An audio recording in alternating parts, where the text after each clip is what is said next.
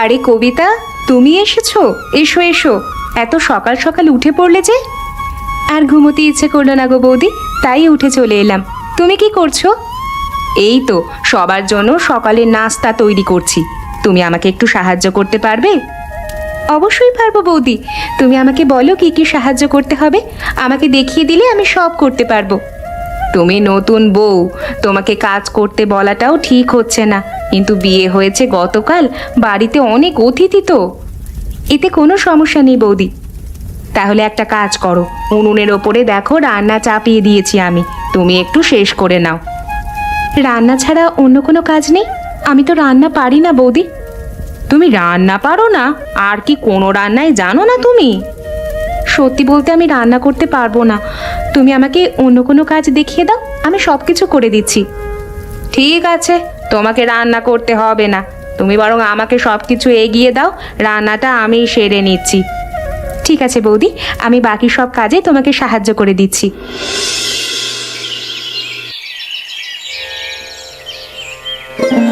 ও বৌমা, তুমি এই দুপুর বেলায় শুয়ে আছো যে, রান্না বান্না করবে না নাকি? মা, আজকে আমার শরীরটা বড্ড খারাপ লাগছে, আজকে মনে হয় না আমি রান্না বান্না করতে পারবো বলে। সে কি, তোমার অবস্থা কি বেশি খারাপ? ডাক্তার ডাকতে হবে নাকি? না না মা, ডাক্তার ডাকতে হবে না, একটু বিশ্রাম নিলেই আমি ঠিক হয়ে যাব। তাহলে এখন আমি কি করি বলো তো? এত লোকের আয়োজন আমি একা হাতে কিভাবে সামলাই বলো তো? আপনি একটা কাজ করুন না, কবিতাকে নিয়ে যান, কবিতা আপনার কাজে সাহায্য করে দেবে, দুজনে মিলে রান্না হয়ে যাবে। কবিতা তো নতুন বউ, ওকে কাজ করতে বলাটা কি ঠিক হবে? আপনি একটু অনুরোধ করে দেখুন, যদি রাজি না হয় তাহলে আমি তো আছি। ঠিক আছে, তাহলে আমি যাচ্ছি, তুমি বিশ্রাম নাও, আর কিছু দরকার হলে আমাকে বলো। মেজো বৌমা, তুমি আছো? তোমার কাছে একটা অনুরোধ নিয়ে এসেছি। আরে মা, আপনি এসেছেন? আসুন আসুন, বলুন কি বলতে এসেছেন। বড় বৌমা শরীর আজকে অনেক খারাপ, দুপুরে রান্নাটা করতে পারবে না সে, তুমি আমার সাথে একটু রান্নার কাজে সাহায্য করবে? সাহায্য তো আমি করতে পারি মা, তবে আমি রান্না করতে পারবো না, আমি রান্নাটা আসলে জানি না। তুমি রান্না জানো না? এটা তো তুমি আগে বলনি। সেভাবে কেউ জিজ্ঞাসা করেনি তাই বলিনি, তবে বাকি সব ব্যবস্থা আমি করে দিতে পারবো। ঠিক আছে, সেটুকু সাহায্য করলেই চলবে, তুমি চলো আমার সাথে। কি হলো মা, তুমি আমার কাছে এ সময় কিছু বলবে নাকি? বাজার থেকে কিছু আনতে হবে? ওরে না রে, সেজন্য তোর কাছে আসিনি, আমি এসেছি মেজো বৌমাকে নিয়ে কিছু কথা বলতে। কি কথা মা? কবিতা কোনো ভুল করেছে নাকি? ভুল করলে একটু মানিয়ে নিও। ভুল কিছুই করেনি, কিন্তু তোর পছন্দ মতো বউ আনলাম, সে বউ তো রান্না বান্না কিছুই পারে না। কবিতা যে রান্না বান্না পারে না সেটা তো আমি জানি, আমি তো জেনে শুনে ওকে বিয়ে করে নিয়ে এসেছি। এ কেমন কথা বল, ঘরের বউ কাজকর্ম পারবে না? এই যে বড় বৌমার শরীর আজকে খারাপ, আমার একা হাতে করতে তো কষ্ট হচ্ছে। যখন কবিতা ছিল না তখন তো তুমি একাই কাজ করছিলে মা, এখন একটু মানিয়ে নাও। কি গো, তোমার মন খারাপ কেন? কি আর বলবো, মেজো ছেলেটা বউ বিয়ে করে নিয়ে এসেছে, সে বউ কোনো কাজকর্ম কিচ্ছু পারে না। আজকালকার মেয়েরা একটু এমন হবেই, তুমি একটু ভালোভাবে শিখিয়ে পড়িয়ে নিও। আমার কি এখনো সেই শেখানোর সময় আছে? আমি কয়েকদিন সুস্থ থাকলে বাকি দিন পড়ে থাকি অসুস্থতায়। তুমি যদি না পারো তাহলে বড় বৌমাকে বলবে, বড় বৌমা শিখিয়ে দেবে। হ্যাঁ, এখন সেটাই করতে হবে, আর তো কিছু করবার নেই। না গো, আর এভাবে চলছে না, এভাবে গ্রামে গঞ্জে কাজ করে সংসারটা চালাতে পারছি না। তাহলে এখন কি করবে? কোথায় কি কাজ করবে? একজনের সাথে আমার কথা হয়েছে বুঝলে, ও বলল শহরে একটা চাকরি আছে, আমি শহরেই চাকরি করব। কার সাথে আবার তোমার কথা হয়েছে? ভুলভাল লোকের পাল্লায় পড়ে নিজের জীবনটা নষ্ট করো না। আরে না না, আমার পরিচিত একজন। তাছাড়া তোমাকে সাথে নিয়েই আমি শহরে যাব। আমি শহরে গিয়ে কি করব? তাছাড়া এই ঘর সংসার রেখে আমি যাবই বা কিভাবে? আমি শহরে থাকলে তুমি গ্রামে থাকবে নাকি? ওখানে আমাকে রান্না বান্না করে খাওয়াবে কে? হ্যাঁ, আর তাছাড়া সংসার নিয়ে চিন্তা করতে হবে না। মা একা এসব সামলাতে পারবে না গো। আরে একা কোথায়, এখন তো মেজ বউ চলে এসেছে। মেজ বউ নিজেই কাজ করবে মায়ের সাথে। মেজ বউ তো রান্না বান্না কিচ্ছু পারে না, ওর ভরসায় সংসার রেখে যাওয়া ঠিক হবে না। সে ধীরে ধীরে মায়ের থেকে শিখে নেবে। তুমি যখন এসেছিলে তুমিও তো বেশি কিছু পারতে না। তাহলে রাজি হয়ে যাব নাকি? রাজি তো তোমাকে হতেই হবে। আমি শহরে রান্না বান্না করে খেতে পারবো না, আমার সাথে তোমাকে যেতেই হবে। ঠিক আছে, তাহলে তুমি ব্যবস্থা করো।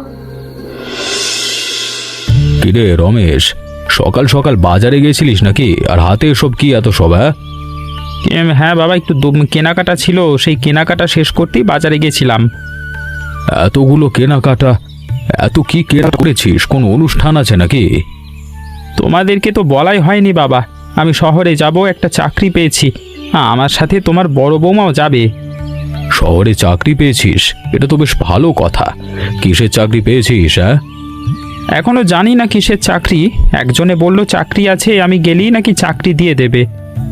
দেখিস বাবা, ভুলভাল লোকের পাল্লায় পড়িস না আবার। না বাবা, আমি সব জেনে শুনে তারপরেই যাব। শুনলে তোমার বড় ছেলে কি সিদ্ধান্ত নিয়েছে? তোমার কাছে কিছু বলেছে নাকি?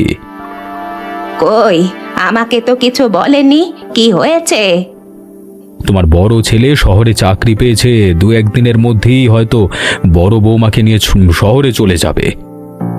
কি বলছো? আমি তো এসবের কিছুই জানি না। ওরা আমাদেরকে কিছু জানালো না। সিদ্ধান্ত নিয়েছে, বেশিক্ষণ হয়নি বোধহয়। আর যাওয়ার আগে আমাদেরকে তো অবশ্যই জানিয়ে যেত। যাক, ভালোই হয়েছে। সংসারটা একটু হিমশিম খাচ্ছে। ছেলেটা শহরে গেলে সংসারটা একটু ভালোভাবে চলবে। হ্যাঁ গো, সে আশাই তো করি। এখন দেখি কতদূর কি হয়, সবকিছু ঠিকঠাক থাকলেই ভালো হবে।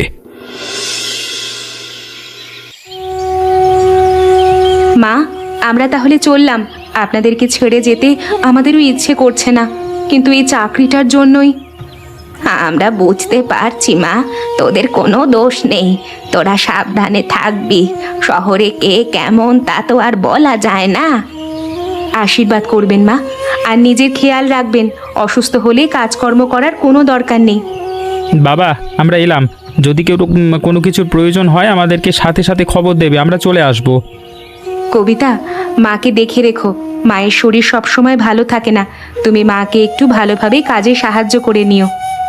আমাকে নিয়ে তোদের এত চিন্তা করতে হবে না, নিজেদেরটা ভাব। ওখানে নতুন সংসার, একটু সাজিয়ে গুছিয়ে নিস। মা, আমরা তোমাদেরকে খোঁজ খবর নেব ভালোভাবে, আর মাসে মাসে টাকা পাঠাবো, কেমন? এখন টাকা না পাঠালেও হবে।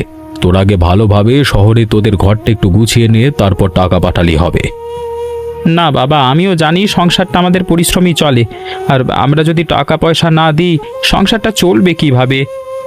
সংসার নিয়ে চিন্তা করিস না বাবা, আমরা সবাই মিলে এখানে সামলে নেব। এখন তবে আসি, আমাদের ট্রেন আবার ছেড়ে চলে যাবে। ওদের জন্য আমার খুব মন খারাপ করছে গো। আহা, অবুঝের মতো কান্নাকাটি করো না। ওরা শহরে যাচ্ছে, ওরা ভালোই থাকবে। ওদেরকে বলবে তাড়াতাড়ি চলে আসতে। ওরাই তো আমাদের ঘরের সব। তুমি চিন্তা করো না, ওরা তাড়াতাড়ি আবার ফিরে আসবে। এখন চলো, ঘরের ভেতরে চলো।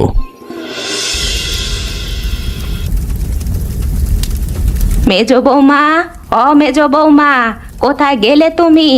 একটাবার একটু রান্নাঘরের দিকে এসো তো। কি হলো মা, ডাকাডাকি করছেন যে? কিছু লাগবে নাকি? শরীর ভালো লাগছে না, একটু বিশ্রাম নিতে হবে। তুমি এখানে একটু বসো, রান্নার কাজটা একটু সেরে নাও। দেখে তো মনে হচ্ছে রান্নার কাজ এখনো অনেকটা বাকি। আমি তো রান্না করতে পারি না মা। বিয়ের এতগুলো দিন হয়ে গেল আর তুমি এখনো রান্না করতে পারো না? আমি আজকে আগুনের পাশে বসতেই পারবো না। তাহলে এখন উপায়? উপায় আর কি, তুমি যাও, ঘরে গিয়ে বিশ্রাম নাও। আমার শরীর ভালো হলে আমি নিজে এসে রান্না করে নেব। কি হলো, তোমার শরীর খারাপ করছে নাকি? হ্যাঁ গো, শরীরটা অনেক খারাপ লাগছে, একটু মাথা ধরেছে, রান্না করতে পারলাম না, তাই এসে এখানে বসে আছি। তুমি বসো, আমি তোমার মাথায় একটু জল ঢেলে দিই, তাহলে তোমার ভালো লাগবে।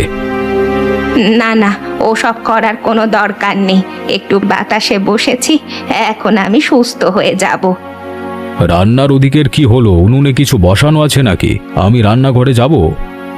তোমাকে যেতে হবে না, উনুনে এখন কিছুই নেই। মেজ বৌমাকে বলেছি, কিন্তু মেজ বউ তো রান্না করতে পারে না। ঠিক আছে, তুমি সুস্থ হও, তারপর রান্নাঘরে যাবে। শোন অজয়, তোর সাথে কিছু কথা আছে আমার, কথাটা বেশ গুরুত্বপূর্ণ। হ্যাঁ বাবা, বলো। কাজকর্মের বিষয়ে কিছু বলবে নাকি? কাজকর্মের বিষয়ে বলবো, তবে তোর আর আমার কাজের বিষয় নয়, বৌমা আর মেজ বৌমার কাজের বিষয়ে কথা বলবো। কেন বাবা, কবিতা আবার কোন কাজকর্মে, মানে কোনো কাজকর্মে ভুল করলো নাকি? আরে কাজকর্মে ভুল করবে কিভাবে যদি কাজকর্ম নাই করে? এখন তো জানিস পরিস্থিতি আগের মতো নেই, বড় বৌমা বাড়িতে নেই।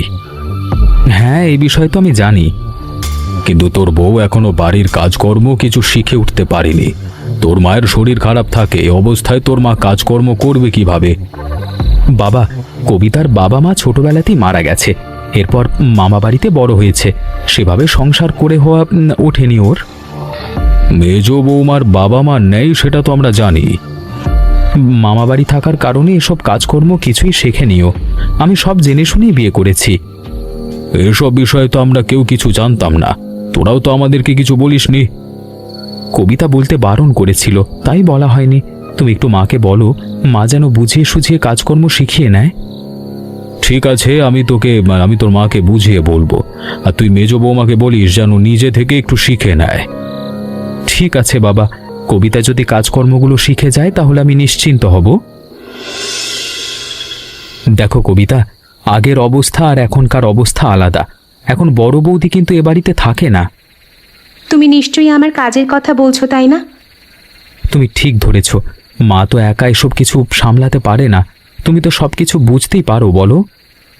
আমি বুঝতে পারছি, কিন্তু নিজে থেকে গিয়ে যে কাজ শিখবো তাতেও আমার লজ্জা লাগছে। কাজ শিখতে কোনো লজ্জা নেই, তুমি নিজে মাকে গিয়ে বলবে, দেখবে মা নিজে থেকে তোমাকে সব কাজ শিখিয়ে দেবে। ঠিক আছে, আমি এখন থেকে মায়ের সাথে মিলে মাকে বলে বলে সব কাজ শিখে নেব। মা, আপনার শরীর এখন কেমন? আগের থেকে ভালো তো? হ্যাঁ রে মা, এখন আগের থেকে অনেকটা ভালো। তুমি এখানে কেন, কিছু লাগবে? না মা, কিছু লাগবে না, আমি আপনাকে বলতে এসেছি কাল থেকে আপনি আমাকে সব কাজ শিখিয়ে দেবেন। তুমি বুঝি কাজ শেখার জন্য এত রাতে আমার কাছে এসেছো? হ্যাঁ মা, আপনি বলুন, আমাকে শিখিয়ে দেবেন, দেখবে আমি সব কাজ করতে পারবো। হ্যাঁ রে মা, আমি তোমাকে সব শিখিয়ে দেব, তুমিও তো আমার একটা মেয়ে, কালকেই তোমাকে সব শিখিয়ে দেব। এতদিন আপনাদেরকে অনেক জ্বালাতন করেছি মা, আমাকে ক্ষমা করে দেবেন, আসলে আমার লজ্জা লাগতো। আমি তোমার সমস্যাটা বুঝতে পেরেছি, তোমার মনে হতো এত বড় মেয়ে হয়েছ তবুও রান্না বান্না কিচ্ছুটি করতে জানো না, এটাই লজ্জা তো? ঠিকই ধরেছেন মা, তাও আবার শ্বশুর বাড়িতে এসে যদি বলি রান্না বান্না পারি না, রান্না বান্না শিখতে চাই, এটা কেমন ব্যাপার না? তুমি কোনো চিন্তা করো না মা, আমি তোমাকে হাতে কলমে প্রতিটা পদ একে একে রান্না করা শিখিয়ে দেব।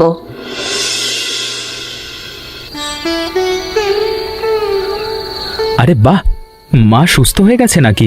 আজকে চিংড়ি পোলাও রান্না হয়েছে, ব্যাপারটা কি? আগে খেয়ে তো বলো কেমন হয়েছে, তারপর অন্য সব কথা হবে। বাবা, আপনি একটু খেয়ে দেখুন তো।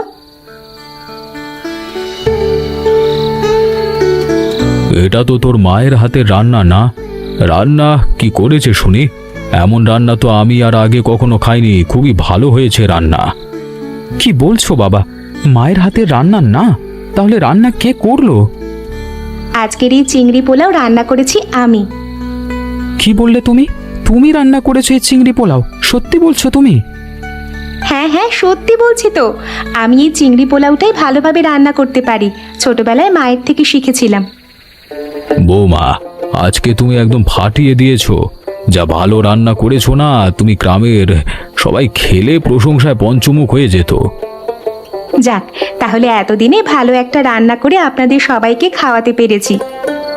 সত্যি তোমার হাতের রান্নায় জাদু আছে।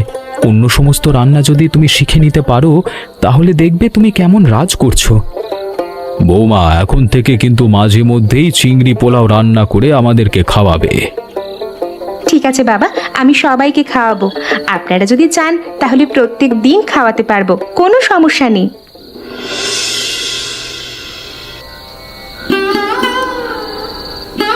সংসারটা নিয়ে কি যে করব আমি এখন কিছুই বুঝতে পারছি না।